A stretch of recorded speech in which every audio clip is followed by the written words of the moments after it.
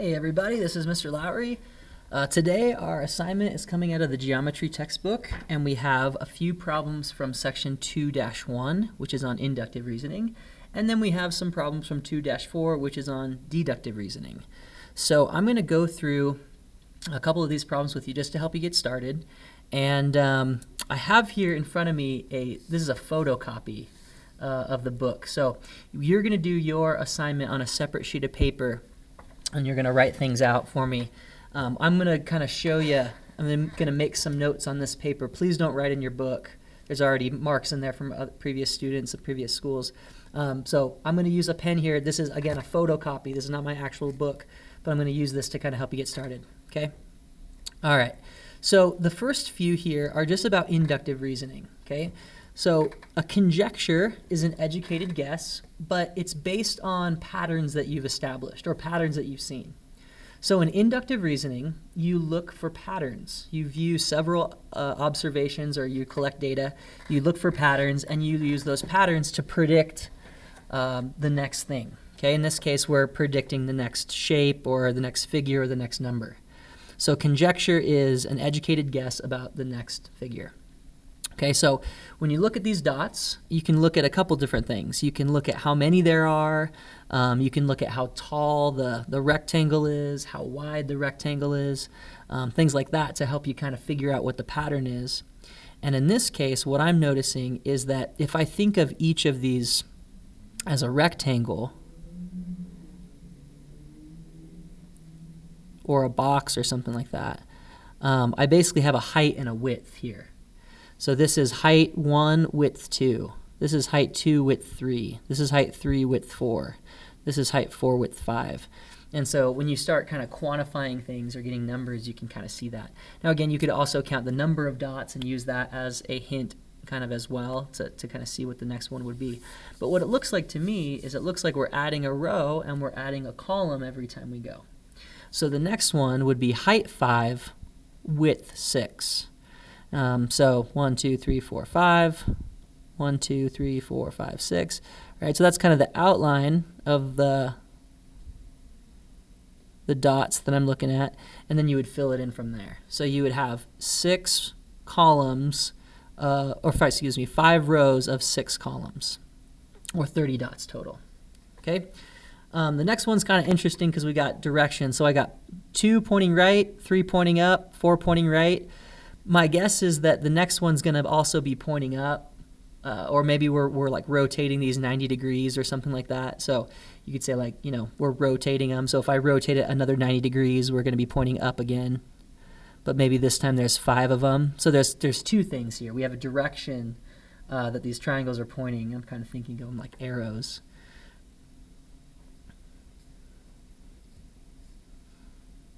And then we also have the number that there are. So, you know, that may be one of your observations, or maybe you think these are getting rotated, and maybe the next rotation is, you know, it's the triangles are pointed this way now, or something. So the conjecture is not going to be, you know, there's not a right answer, but it's going to be based on the patterns that you're seeing. So I'm seeing right up, and then 2, 3, 4, 5, 6. So that kind of thing. 2, 3, 4, 5. You may see something different, but that's what we're doing. Okay, now we have also some numbers. So when you're looking at the number sequences, I would look for a few different things. I would look for differences. I would look for ratios. So see if it might be an add pattern. It might be a multiply pattern. It might be something else. So look for both of those, both adding patterns and multiplying patterns, because those are going to kind of help you.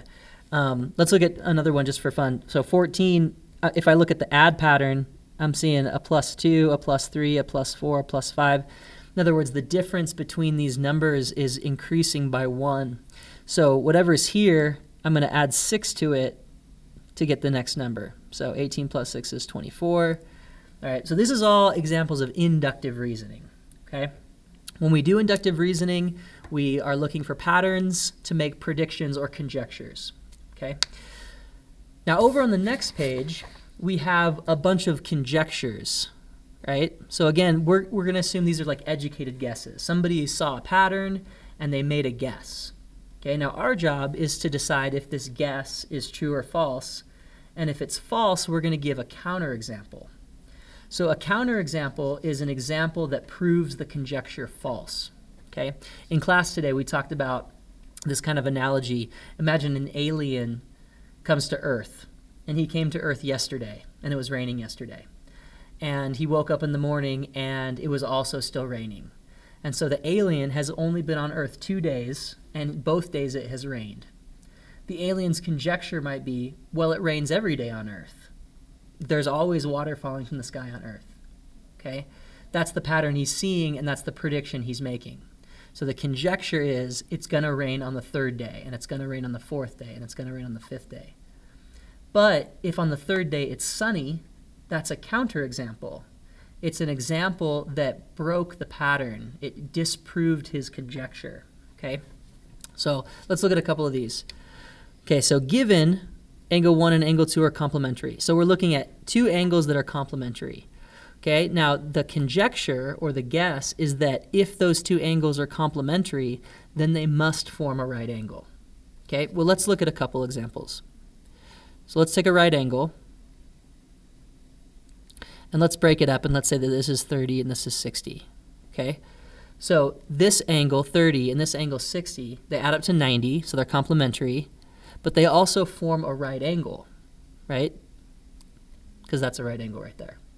So it looks like that maybe that's true, right? If angle 1 and angle 2 are complementary, then they have to form a right angle.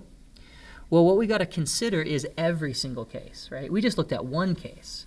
Okay, we actually made some assumptions here. The assumption that I made when I drew this is that they're together, they're next to each other. But complementary angles don't have to be next to each other, right? For example, I can draw a 60-degree angle here and a 30-degree angle down here. And these guys are definitely complementary because the measures add to 90. But they don't form a right angle because they're not adjacent, right? So is this conjecture true? It's actually not true. It's false. It's true in some of the cases, but it's not true in every case. And if it's not true in every case, we can't say it's a true statement, okay? So that's not true that anytime we have complementary angles, we get a right angle. Okay, that's not true. They don't have to be adjacent. And this is my counterexample. So this is an example that disproves the conjecture. Here's 2 complementary angles that do not form a right angle. So we've disproven it. Okay? All right, let's look at number 30. Okay, 2 numbers get added together and their sum is greater than or equal to 10, and y is greater than or equal to 5, which must mean that m is less than or equal to 6. Okay, now that's kind of weird. One thing to think about here is to think about maybe positive and negative numbers and also maybe 0 as well. Okay, so let's kind of take into a couple situations. We're looking for a counterexample. Let's see if we can find one. Okay, so if m plus y is greater than or equal to 10, and y is greater than or equal to 4, let's just pick an example. Okay, let's say that m is 15 and that y is 5. Okay, so m plus y is greater than or equal to 10, so that's true, right? 15 plus 5 is greater than 10, because that's 20, right? Y is greater than 4, so that works. Is it always true that m will be less than or equal to 6? Well, no, because in this case m is 15, which is bigger than 6, right? So we already found a counterexample just by picking some random numbers. So if you want to, you can try some stuff out, maybe try a few different options and see if you can find an example right off the bat. Now, just because you can't find an example or a counterexample within 3 tries doesn't mean there isn't one. It just means that you haven't found one yet. But sometimes you can find one fairly quickly. All right, so in this case, I just picked some numbers. 15 and 5, definitely greater than or equal to 10. Y is definitely greater than or equal to 4, right? And then I get m is actually greater than 6, not less than 6. So here's your counterexample. M equals 15, y equals 5, and that will disprove that conjecture. Okay? When you're going through these options, try to consider as many different possibilities as you can, right? In this case, I would try, the first one I tried actually gave me a counterexample, which was kind of neat, but you can try negative numbers, you can try 0, you can try positives, right? In number 29, try angles that are adjacent, try angles that aren't adjacent, right? Try all the different possibilities you can think of. So that's what you're looking for here. I'm not going to do the rest of them with you. I just wanted to give you an example of, how to find a counterexample and what that kind of means. So that all has to do with inductive reasoning. Okay. Now later on down the road, we have deductive reasoning. So this is in section 2.4 of your textbook. Okay. There's going to be some information that's going to be really important for you to have here. And I'm just pulling it out, sorry. On your in-class notes, the second handout today was about laws of deductive reasoning. Okay, there's 2 of them. There's syllogism and there's detachment. Okay, each of these has its own structure, and it's important to know and understand that structure so you can tell if the argument being made is valid or not. Okay, so let's look at those structures really quick, and then we'll apply those to the homework problems down here in the section. Okay, so syllogism follows a structure like this. There's 3 statements. The first statement is a conditional statement. The second statement is also a conditional. Now, by conditional, I mean it's an if-then statement, or it can be written in if-then form. Okay. The other thing that's interesting about syllogism is the conclusion of statement 1 becomes the hypothesis for statement 2. So notice Q and Q. Okay, the conclusion of statement 2 is like a new statement, right? So if P then Q, if Q then R, and what we do is we chain these 2 statements together and we conclude if P then R. In other words, we jump straight from the hypothesis of the first statement to the conclusion of the second. So it would end if P then R. Okay, as an example here, we have vertical angles are congruent. So this would be my if part. If I have 2 vertical angles, then they are congruent. Okay, notice that the next statement starts with congruent angles, 2 angles that are congruent. So I'm not going to rename that statement. I already have a statement that says we're talking about congruent angles, and here's another one that's talking about congruent angles. So those are both Q. And then I have an entirely new statement that talks about the measures of the angles being equal. So I'm going to call that R. So if vertical angles, then congruent. If congruent, then equal measures.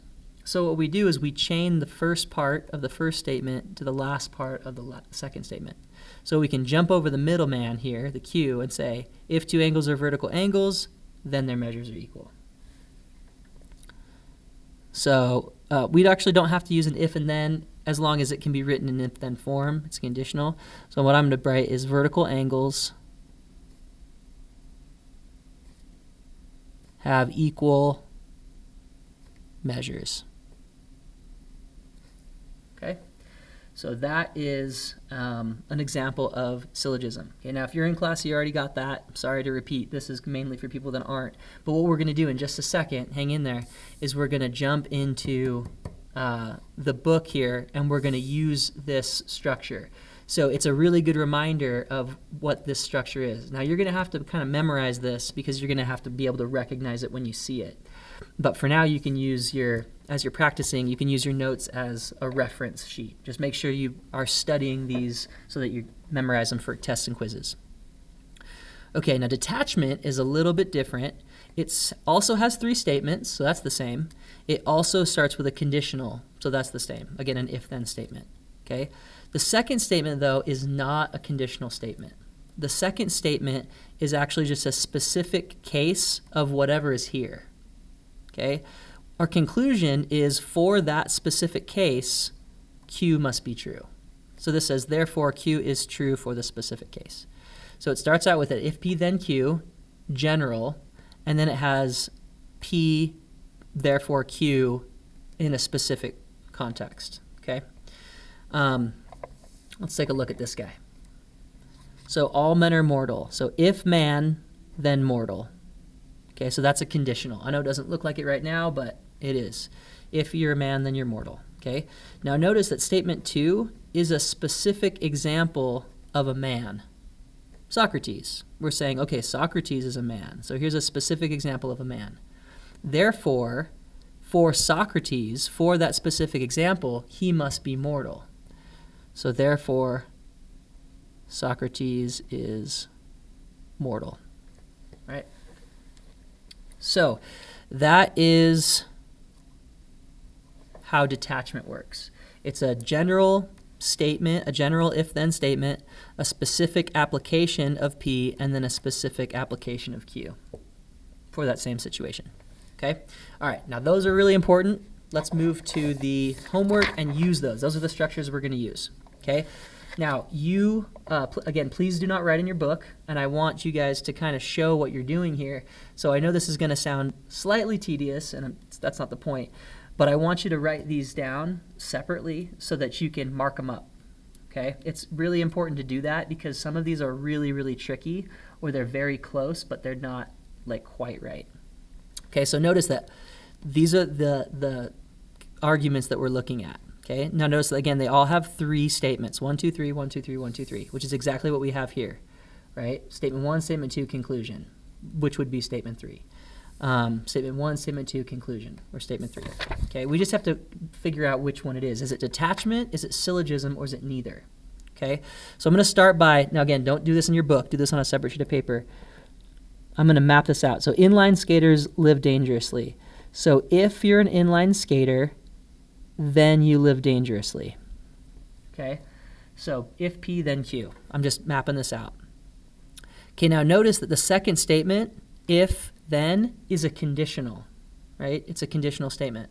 Now think about this for a second. Of the 2, syllogism and detachment, which one has a conditional statement as statement 2? In other words, an if-then statement, or something that can be written in if-then form. This one does. This one has an example, not a conditional statement. It's a specific example of P. So if this were detachment, statement 2 would be a specific inline skater, like Paul, the inline skater, or Dave, the inline skater, right? But if you look at 2, you don't see a specific example of an inline skater. You see another conditional, okay? Also notice that that conditional starts with live dangerously, which means it starts with the Q that ended the first statement. So far it looks like detachment.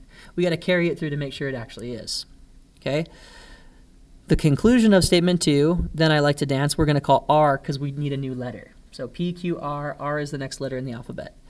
So if P, then Q. If Q, then R. If this is actually syllogism, then this third statement, the conclusion, should connect P straight to R. If you're an inline skater, then you like to dance, which is exactly what it says. Okay, so this is syllogism.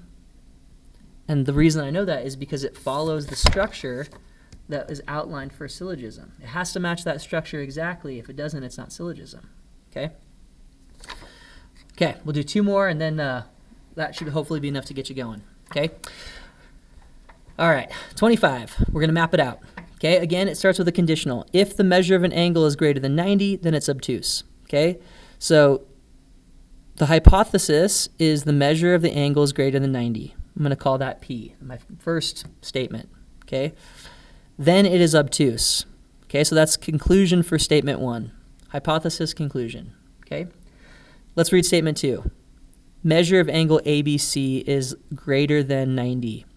So notice that what happened here is I basically had P greater than 90, greater than 90. The difference is this is talking about any angle, and this is talking about a specifically named angle, ABC. So this is starting to look like detachment, because in detachment, statement 2 is always a specific case of whatever was stated in the first part of statement 1, right? First part of statement 1, the hypothesis of statement 1 is we're talking about angles greater than 90, and we're also talking about angles greater than 90, but a specific case. So this is a specific example of P being true. Okay, now if this follows, the conclusion would be that that specific angle has to be obtuse, right? The third part here is that Therefore, Q is true for this specific case. Therefore, Q is true, it is obtuse for this specific case, angle ABC. So yeah, angle ABC is obtuse. So this is detachment. So a specific example of P followed by a specific example of, a specific example of P being true and then Q being true for that specific example. That's detachment. Okay. All right, this is a little bit messier than what you're going to do. You're going to write this on separate sheets of paper, but again, I'm just doing this to for time, so to kind of help this video go a little bit faster for you. All right, let's look at number 26, and this is where it gets interesting. Okay, vertical angles are congruent. So it doesn't look like a conditional or an if-then statement, but we can make it one. If you have vertical angles, then they are congruent. Okay, so if P, then Q. Vertical angles is the hypothesis, congruent is the conclusion. Okay, now notice in statement 2, I'm now talking about specific angles 3 and 4. Okay, so I'm not just talking about any old vertical angles, I'm talking about angles 3 and 4. Okay, so now I'm talking about specifics. But this symbol right here means congruent. Okay, so I actually have a specific example of Q. And I'm trying to conclude that these angles, 3 and 4, must be vertical, which is actually P. Okay? Now notice that instead of going from P to Q, I'm going from Q to P. In other words, I have swapped the order of the hypothesis and the conclusion. And we know that that is called a converse statement. And converse statements are not necessarily true, even if the original statement is true. Okay? So this is actually not detachment, and it's not syllogism either. It looks a lot like detachment, but it's not detachment, and the reason is that the second statement has to be a specific case of P being true, followed by a specific case of Q being true, right? Or followed by the conclusion that Q must be true. So the statement 1 goes P to Q, statement 2 and 3 have to go P to Q. We can't reverse the order and go from Q to P. It doesn't work like that, okay? So that's actually neither. So you need to be careful here. You need to map these out and really kind of look closely to make sure that you're not making a mistake, because it has to match the structure exactly. If it doesn't, you can't be sure that it's true. Okay, let me give you one more example about that we talked about in class.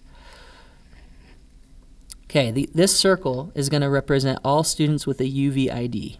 Okay, so anybody that goes to UVU or is enrolled in UVU will have a UV ID. Now, I'm not talking about an ID card, I'm talking about an ID number. So every student that is enrolled in UVU in some capacity has a number generated to go along with their profile, basically. Okay, as a UCAS student, you guys all have UV IDs. Again, whether that's an ID card or not, you may not have an ID card, but you do have a UV ID number. So it is true that every UCAS student has a UV ID, right?